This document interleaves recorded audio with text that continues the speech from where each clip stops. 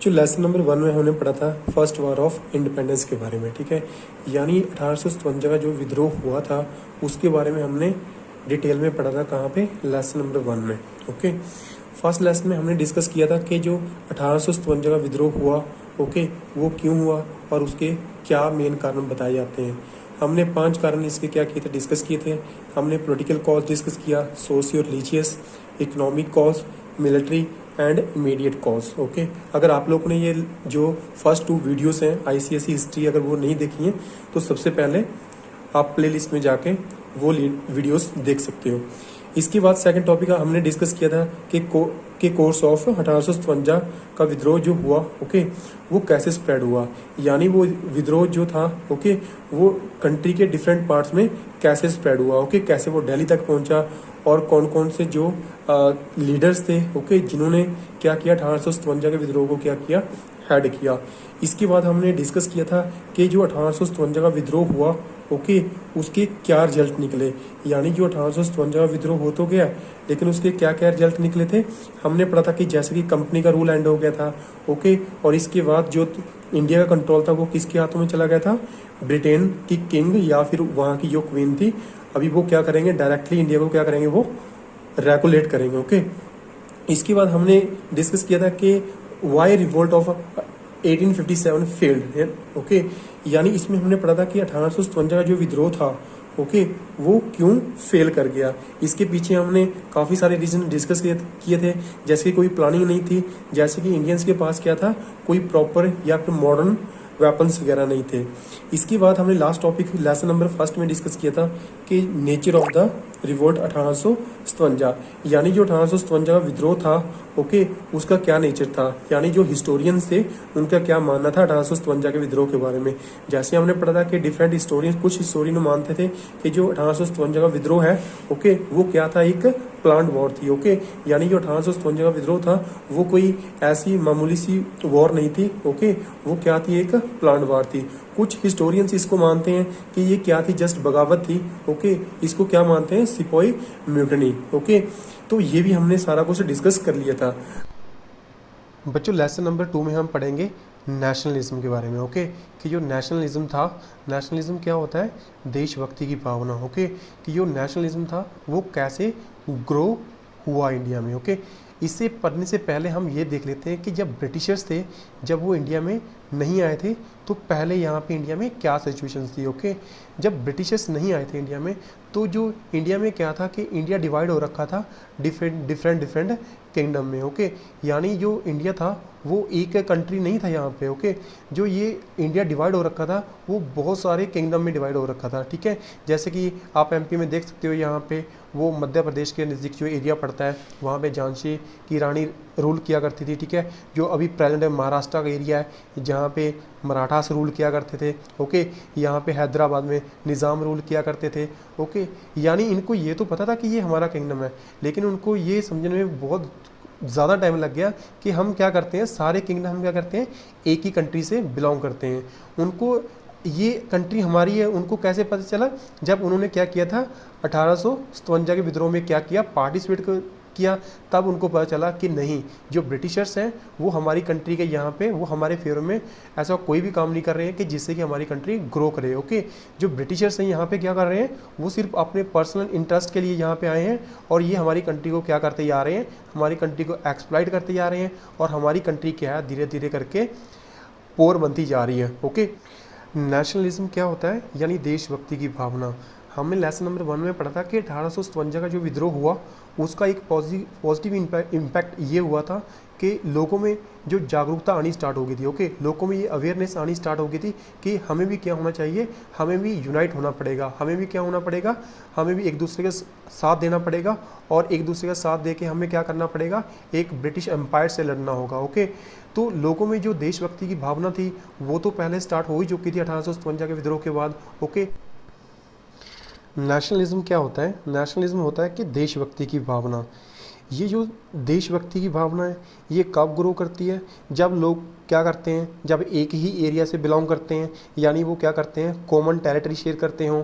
Okay, इसके बाद उनका कल्चर सेम हो, उनकी लैंग्वेज सेम बोलते हों और जो इवन दैट जो उनकी हिस्ट्री हो वो भी क्या है, वो सेम हिस्ट्री शेयर करते हों।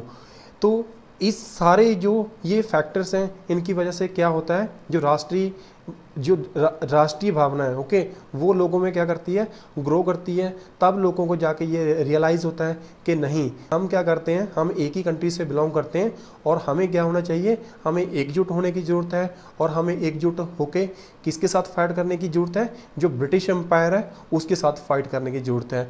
तो लोगों को, जैसे कि आपको बताया था कि 1857 का जो विद्रोह हुआ, उसके बाद क्या था कि उसका सबसे पॉजिटिव इफेक्ट ये हुआ कि लोगों में क्या थी कि देशभक्ति की भावना ग्रो करनी स्टार्ट हो गई थी।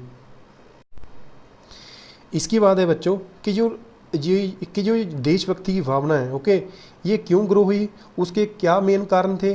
तो इसमें पढ़ेंगे हम 4 मेन कारण के बारे में पढ़ेंगे कि ये देशभक्ति की भावना थी, ये इंडिया में क्यों ग्रो हुई।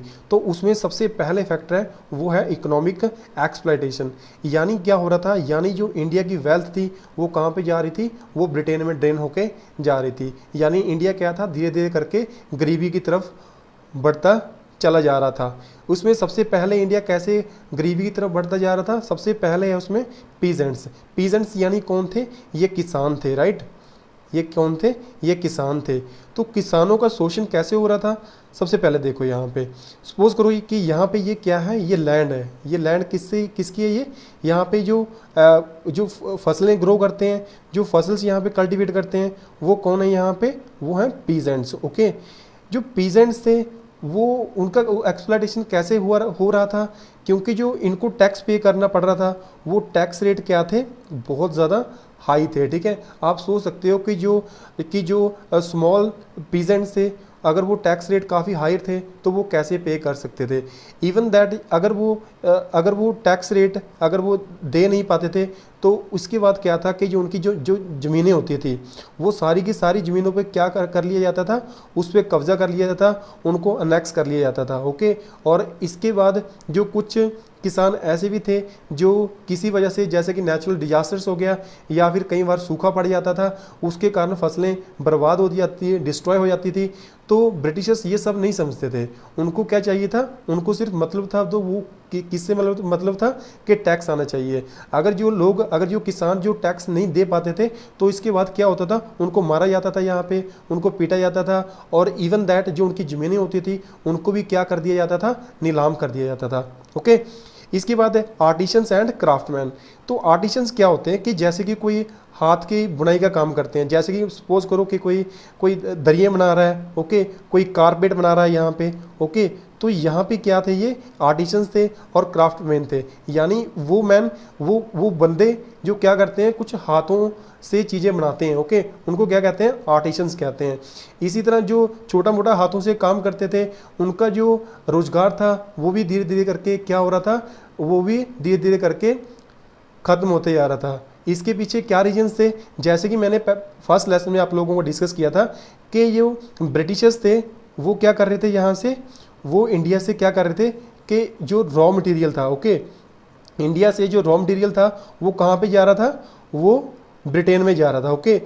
रॉ मटेरियल इंडिया से, जैसे कॉटन हो गया, सिल्क हो गया, तो ये रॉ मटेरियल इंडिया से कहाँ पे जा रहा था, इंडिया से ये जा रहा था ब्रिटेन में, ओके। और ब्रिटेन से फिर क्या था, वहाँ से जो रेडीमेड चीज़ें थी, ओके, जो रेडीमेड चीज़ें थी, वो बनी बनाई चीज़ें कहाँ पे आ रही थी, इंडिया में आ रही थी, ओके। और ये बनी बनाई चीज़ें ऐसा नहीं है कि ये काफ़ी ज़्यादा सस्ती होती थी या काफ़ी ज़्यादा ड्यूरेबल होती थी, ओके। तो ये जो चीज़ें बनी बनाई आती थी, ये क्या होती थी, बहुत ज़्यादा महंगी होती थी। तो इसीलिए क्या था, जो ब्रिटिशर्स को इस उनका ये जो बिजनेस चला रहे थे, ओके, उनसे काफ़ी ज़्यादा प्रॉफिट हो रहा था।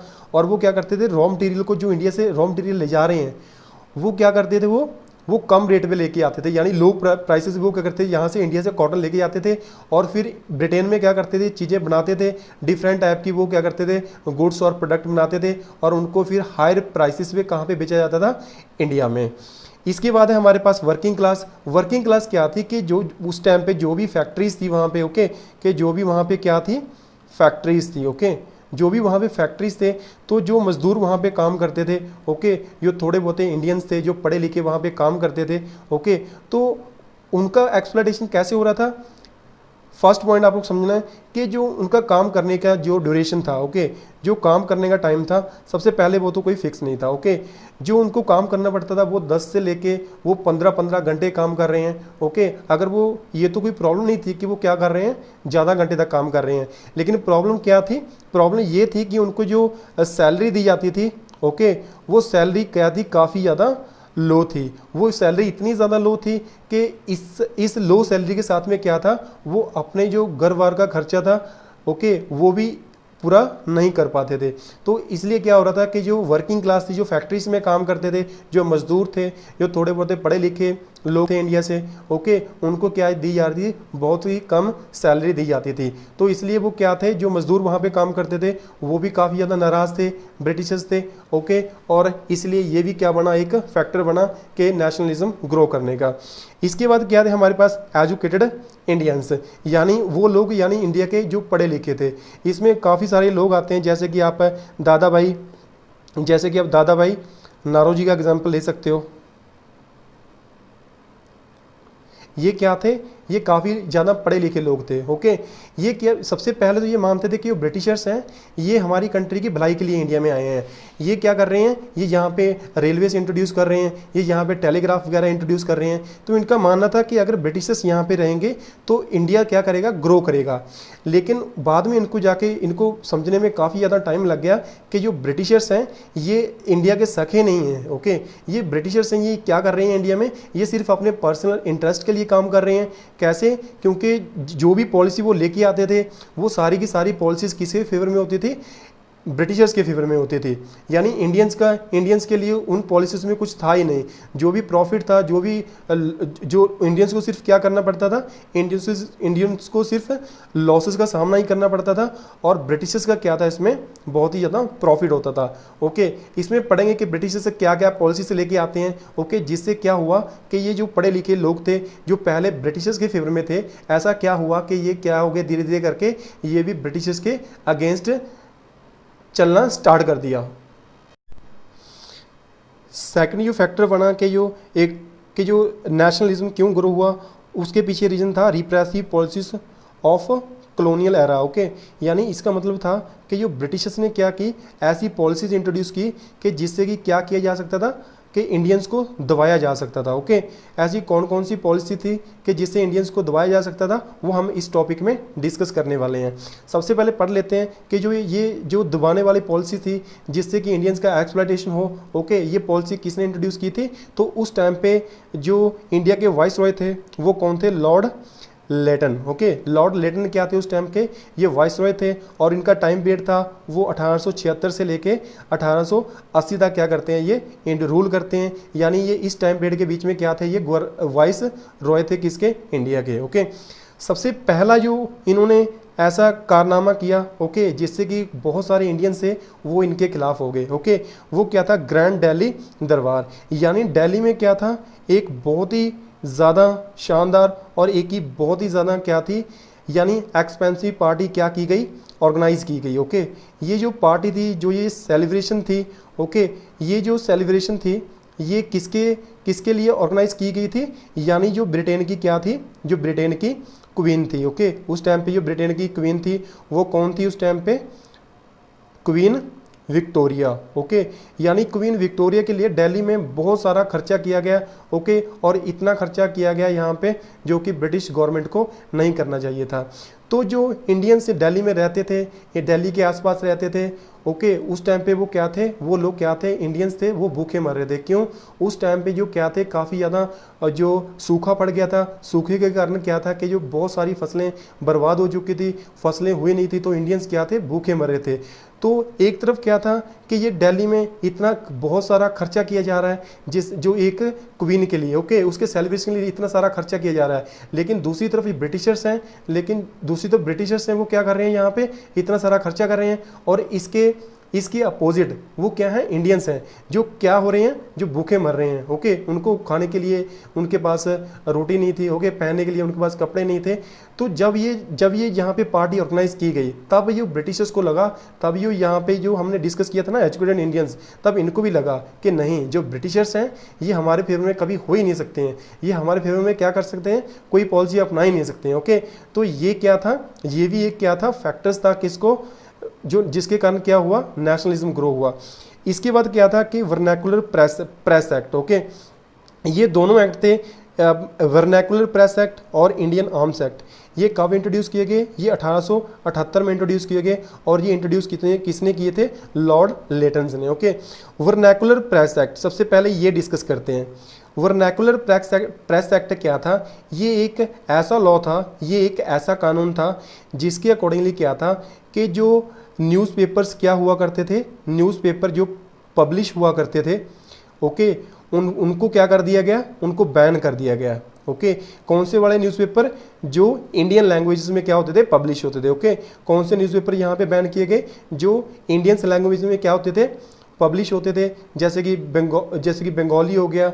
ओके, जैसे कि दर्पण हो गया। तो ये ऐसे न्यूज़पेपर्स थे जो इंडियन लैंग्वेज में, जैसे कि संस्कृत होगी या फिर हिंदी में क्या किए जाते थे, ये पब्लिश किए जाते थे। तो ब्रिटिशर्स ने क्या किया कि ये लॉ लेके आए, वर्नैकुलर प्रेस एक्ट, और इस कानून के अकॉर्डिंगली क्या किया उन्होंने, न्यूज़पेपर्स पे क्या कर दिया, बैन लगा दिया। ओके, अभी आपके अकॉर्डिंगली आपको क्या लगता है कि ये बैन क्यों किए होंगे। ओके, क्योंकि एक तो ये न्यूज़पेपर थे, ये किस लैंग्वेज में यहाँ पे पब्लिश किए जा रहे थे, जो इंडियंस की, यानी इन न्यूज़पेपर को क्या था, बहुत सारे इंडियंस क्या कर सकते थे, समझ सकते थे, पढ़ सकते थे। अगर लोग क्या हैं, अगर वो इस न्यूज़पेपर को पढ़ सकते थे, समझ सकते थे, तो उनको यहाँ पे क्या, तो उनमें क्या थी, यहाँ पे देशभक्ति की भावना थी। उनको यहाँ पे ये रियलाइज़ होने लग गया कि जो ये ब्रिटिशर्स हैं, ओके, ये क्या नए लॉ लेके आ रहे हैं, और उनका जो लॉ लेके आ रहे हैं उनका क्या इफेक्ट पड़ेगा इंडियंस पे। जैसे कि ये न्यूज़पेपर होते थे, ये क्या करते थे कि कोई भी गवर्नमेंट की जो पॉलिसीज होती थी, जो भी गवर्नमेंट नया कानून लेके आती थी, ये क्या करते थे, उसको क्रिटिसाइज करते थे, उसके अगेंस्ट बोलते थे। ओके, तब अगर इंडियंस इनको क्या पढ़े, अगर इंडियंस क्या करेंगे, अगर इनको पढ़ना स्टार्ट करेंगे, तो वो उनमें भी क्या ग्रो होना स्टार्ट हो जाएगा, उनमें भी अवेयरनेस आनी स्टार्ट हो जाएगी, और उनको भी क्या रियलाइज होने लगेगा, वो भी किसके बारे में अभी चंगी तरह समझने लगेंगे, वो भी ब्रिटिशर्स के बारे में समझने लगेंगे। ओके, तो ब्रिटिशर्स ऐसा क्यों कर रहे थे, ताकि जो ये कानून ब्रिटिशर्स लेके आ रहे हैं, ताकि लोगों को इसके बारे में पता ना चले, और जो इंडियंस को क्या किया जा सके, दबाया जा सके। ओके, ताकि जो लोग हैं उनमें जागरूकता ना आए, ताकि जो लोग हैं उनमें अवेयरनेस ना आए, और इसलिए उनको क्या किया जा सकता था, दबाया जा सकता था। और इसलिए क्या था, ये वर्नैकुलर प्रेस एक्ट लेके आए थे। दूसरा जो वो कानून लेके आए, उसका नाम था इंडियन आर्म्स एक्ट। ओके, जैसे कि नाम से बता रहा है, आर्म्स क्या होते हैं, हथियार वगैरह। ओके, इस कानून के आने से क्या था कि जो इंडियंस थे वो क्या नहीं अपने पास रख सकते थे, कोई हथियार वगैरह, जैसे कोई बंदूक वगैरह अपने पास नहीं रख सकते थे। इस एक्ट का इंडियंस ने क्यों विद्रोह किया, क्योंकि जो ब्रिटिशर्स थे वो अपने पास में क्या रख के घूमते थे, उनके पास बंदूकें थी। ओके, यानी कोई भी ब्रिटिश ऑफिसर हैं उनके पास क्या होती थी, बंदूकें होती थी।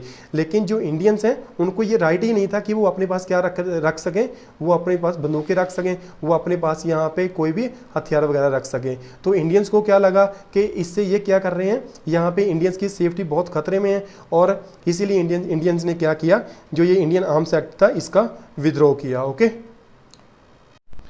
नेक्स्ट टॉपिक बच्चों हमारे पास है कि इल्बर्ट बिल क्या था। ओके, जो ये इल्बर्ट बिल था ये 1833 में आया।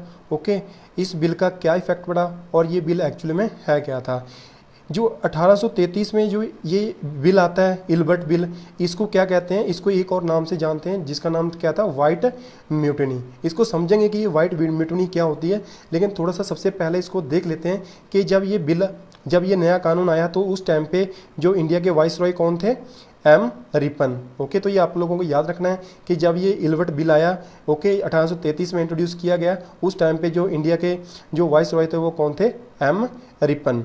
ओके, और ये बिल था वो किसने इंट्रोड्यूस किया, सीपी एल्बर्ट। ओके, ये क्या करते हैं, इस बिल को इंट्रोड्यूस करते हैं। ओके, अगर क्वेश्चन आ जाए कि जो इल्बर्ट बिल था वो किसने इंट्रोड्यूस किया, सीपी एल्बर्ट क्या करते हैं, इस बिल को इंट्रोड्यूस करते हैं। इस बिल को सबसे पहले थोड़ा सा डिटेल में समझते हैं कि ये बिल है क्या था। ओके, सपोज करो कि यहाँ पे क्या थे, जब जो जुडिशरी होती थी, ओके, जो उस टाइम पे अदालतें हुआ करती थी, तो वहाँ पे सिस्टम क्या था। सपोज करो कि यहाँ पे क्या है, यहाँ पे जजेस हैं। ओके, ये क्या है, एक जुडिशरी है। ओके, ये क्या है, जुडिशरी है।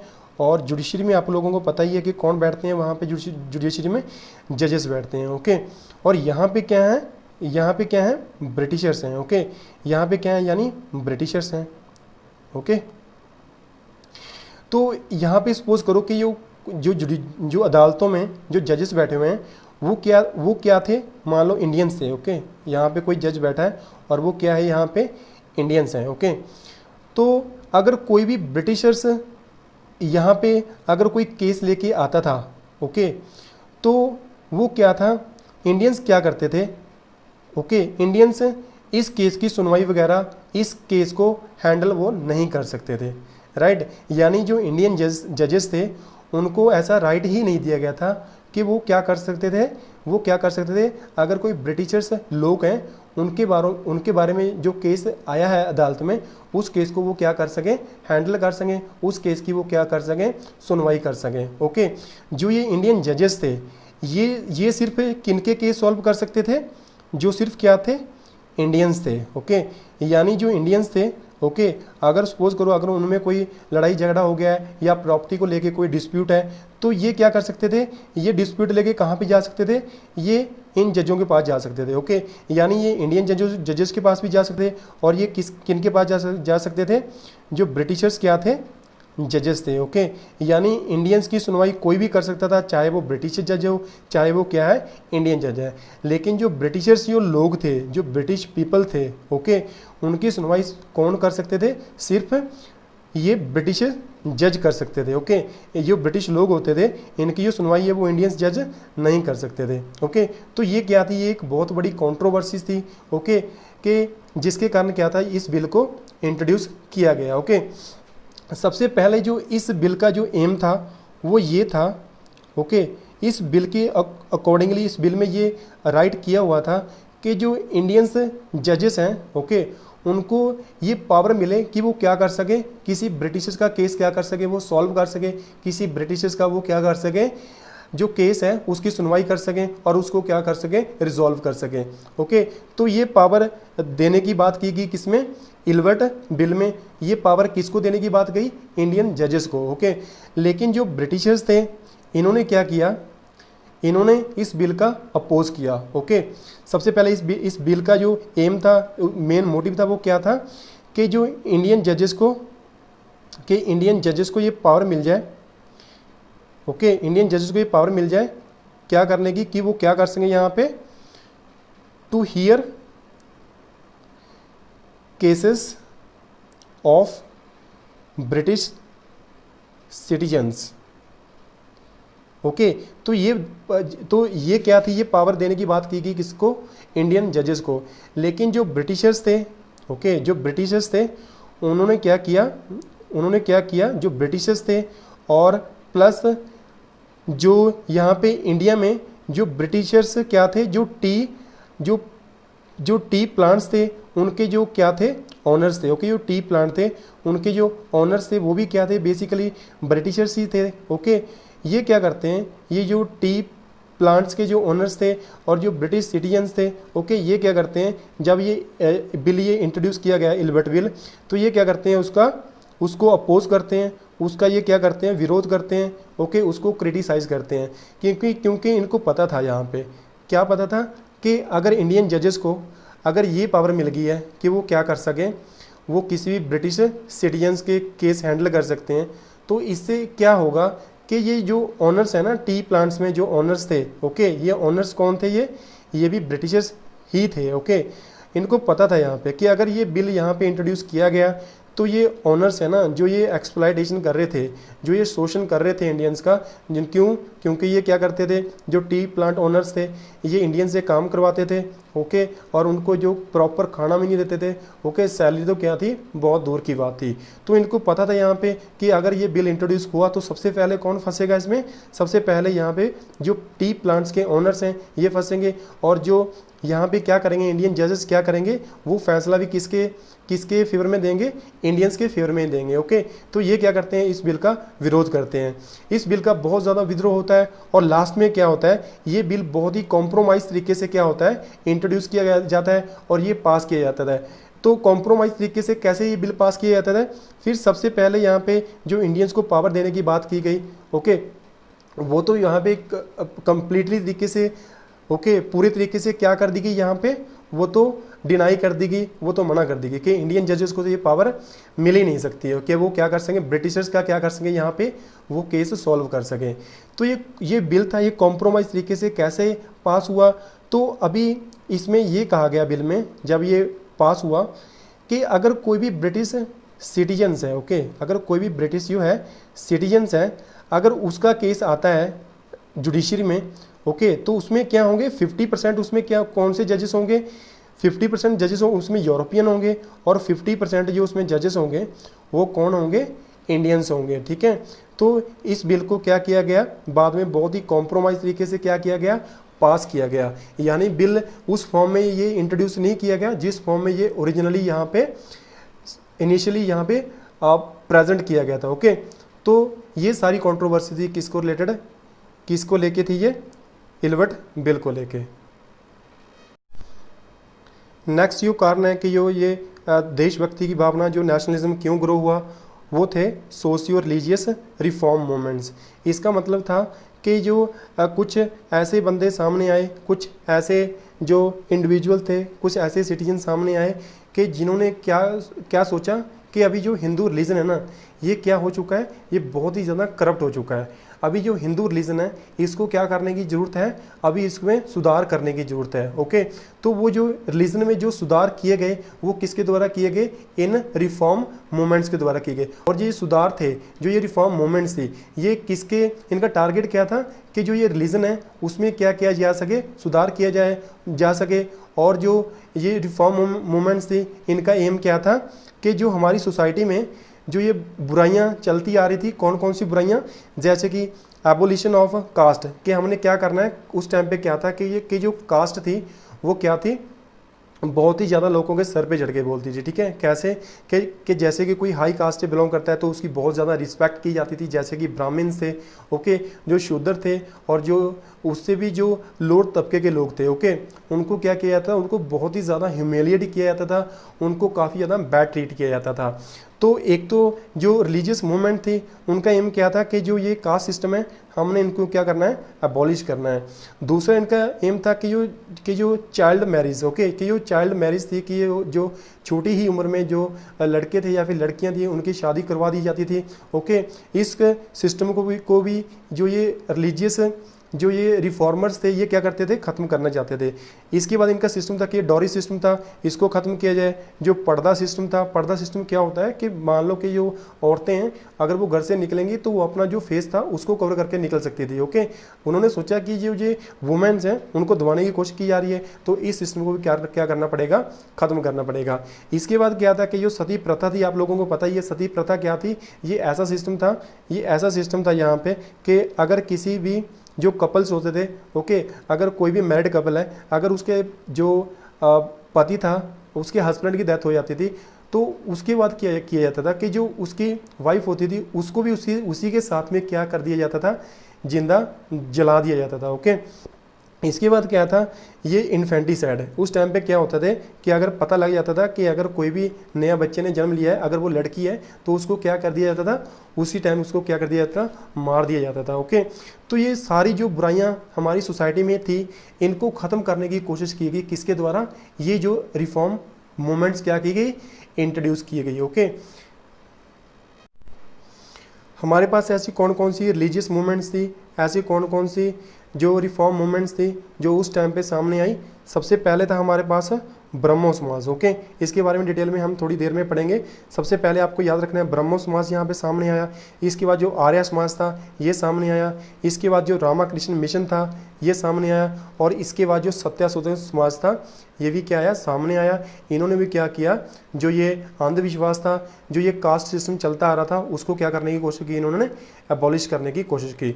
तो सबसे पहले हम क्या करते हैं, सबसे पहले पढ़ते हैं ब्रह्मो समाज के बारे में। ओके, सबसे पहले किसके बारे में पढ़ते हैं, ब्रह्मो समाज के बारे में। तो ये ब्रह्मो समाज था, सबसे पहले ये किसने इंट्रोड्यूस किया था, सबसे पहले ये राजा मोहन रॉय क्या करते हैं, इस सिस्टम को इंट्रोड्यूस करते हैं। ओके, ब्रह्मो समाज क्या था, ये एक ऐसी ऑर्गेनाइजेशन थी, ये ऑर्गेनाइजेशन बनाई किसने थी, राजा राम मोहन रॉय। ओके, इन्होंने क्या किया था कि ये 1814 में सबसे पहले ये क्या करते हैं, एक ऑर्गेनाइजेशन से एस्टेब्लिश करते हैं जिसका नाम क्या था, आत्मीय सभा। ओके, ये कहाँ पे एस्टेब्लिश करते हैं, कोलकाता में। इसके बाद क्या था, ये 1828 में एक और नई ऑर्गेनाइजेशन बनाते हैं जिसका नाम क्या था, ब्रह्मो सभा। और बाद में जो ब्रह्मो सभा है इसका नाम चेंज करके क्या रख दिया जाता है यहाँ पे, ब्रह्मो समाज। ओके, इसके बाद जो ये ब्रह्मो समाज था इसके क्या क्या मेन फीचर्स थे, सबसे पहला फीचर था इसका मोनोथीज्म। देखो, मोनोथीज्म का मतलब होता है कि हमें जो एक ही गॉड की क्या करनी है, पूजा करनी है, हमने एक ही गॉड को क्या करना है, मानना है। लेकिन उस टाइम पे क्या था, जब ब्रह्मो समाज नहीं था तो लोग क्या करते थे, लोग बहुत ही देवी देवताओं की पूजा किया करते थे। ओके, वो एक गॉड को नहीं मानते थे, बहुत ही ज़्यादा उनके लिए गॉड थे, परमात्मा थे। तो इसीलिए उन्होंने क्या सोचा कि सबसे पहले ये करते हैं कि ये लोग ये अंधविश्वासों में ये हर एक को क्या मान के बैठे हैं, ये गॉड मान के बैठे हैं। ओके, सबसे पहले जो इनका ये अंधविश्वास है इसको क्या करना पड़ेगा, अबॉलिश करने पड़ेगा। तो मेन फीचर क्या था इसका, मोनोथीज्म, यानी हमने क्या करनी है, एक ही गॉड को मानना है। ओके, इसके बाद जो मूर्ति पूजा की जाती है, आइडॉल वर्कशिप, इसको भी इन्होंने क्या की, अबॉलिश करने, ख़त्म करने की कोशिश की। इसके बाद जो कास्ट सिस्टम को इन्होंने मना कर दिया। ठीक है, इनके अकॉर्डिंगली था कि अगर कोई भी जो पीपल्स हैं, अगर कोई भी वो सिटीजन्स हैं, चाहे वो ब्राह्मण्स हैं, चाहे वो शूद्र हैं, चाहे वो क्षत्रिय हैं, सारे के सारे जो पर्सनस हैं वो क्या हैं, इक्वल्स हैं। ओके, तो इन्होंने क्या किया, जो कास्ट सिस्टम था इसको भी ख़त्म करने की कोशिश की। और ये सबसे बड़ी इनकी अचीवमेंट ये थी ब्रह्मो समाज की कि ये 1829 में क्या करते हैं कि जो सती प्रथा की जो सिस्टम चलता आ रहा था उसको ये क्या करते हैं, अबॉलिश करते हैं। ओके, ये बहुत ही ज़्यादा क्या करते हैं, अपने लोगों को अपने साथ में जोड़ते हैं और इसके खिलाफ क्या करते हैं, विद्रोह करते हैं। और लास्ट में क्या होता है कि जो ब्रिटिश गवर्नमेंट होती है वो भी इनकी सुनती है और 1829 में क्या होता है, सती प्रथा जो है वो ख़त्म हो जाती है। इसके बाद क्या करते हैं, ये वुमेंस के ये राइट्स के बारे में बात करते हैं। यानी ये चाहते थे कि जो वुमेंस को एजुकेशन प्रोवाइड की जाए, ये चाहते थे कि वुमेंस को जो घरों से बाहर निकलने दिया जाए। ओके, ये आपको पर्दा सिस्टम के तो बारे में पता ही है, ये किसके अगेंस्ट थे, जो ये पर्दा सिस्टम था। ओके, ये उनके भी अगेंस्ट थे।